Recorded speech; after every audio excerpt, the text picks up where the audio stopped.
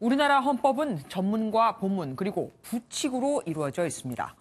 전문에는 앞서 언급된 것처럼 4.19 정신과 5.18 민주화운동, 60항쟁 등 헌법이 만들어진 역사성 등을 담게 됩니다.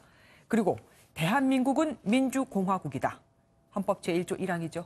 이런 구체적인 내용을 시작으로 본문이 구성되는데 오늘은 이 본문의 일부인 기본권이 공개된 겁니다. 이번 개정안의 한 축인 지방분권이나 국민주권 강화, 그러니까 신설된 비리 국회의원 소환제나 국민 발안제 등은 내일 발표될 겁니다.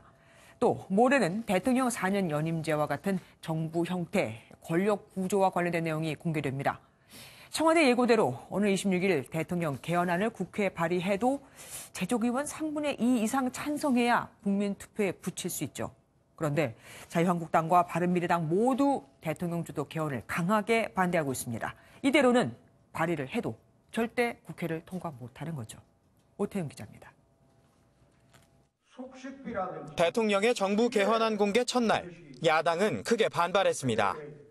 자유한국당은 대통령의 개헌안 발의는 독재정부 시대에나 가능한 발상이라고 목소리를 높였습니다.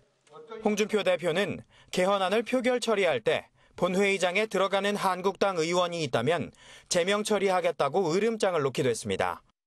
바른미래당도 일방적인 개헌 발의는 국회를 무시하는 제왕적 대통령의 오만이자 국회 협치 구도를 파괴하는 행위라고 주장했습니다. 저는 개헌이 될 수 없다는 상황을 파악하면서 개헌이 이루어지지 않는 것에 대한 야당을 옥죄어가지고 지방선거에서 승리를 해야 되겠다는 고도의 전략적인 판단이. 반면 더불어민주당은 한국당의 목리로 개헌 논의가 발목 잡혔다며 개헌 논의를 조속히 착수해야 한다고 촉구했습니다. 대국민 공약 파기를 밥 먹듯 하는 자유한국당에겐 정부 여당의 진정성은 물론 조속한 국민 개헌을 바라는 국민들의 염원도 안중에 없는 모양입니다.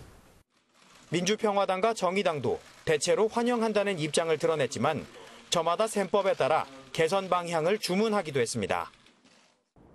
정부 개헌안에 대해 여야의 극한 대치가 이어질 것으로 보이면서 국회 차원의 개헌 합의안 도출은 더욱 어려워질 것으로 보입니다. MBN 뉴스 오태윤입니다.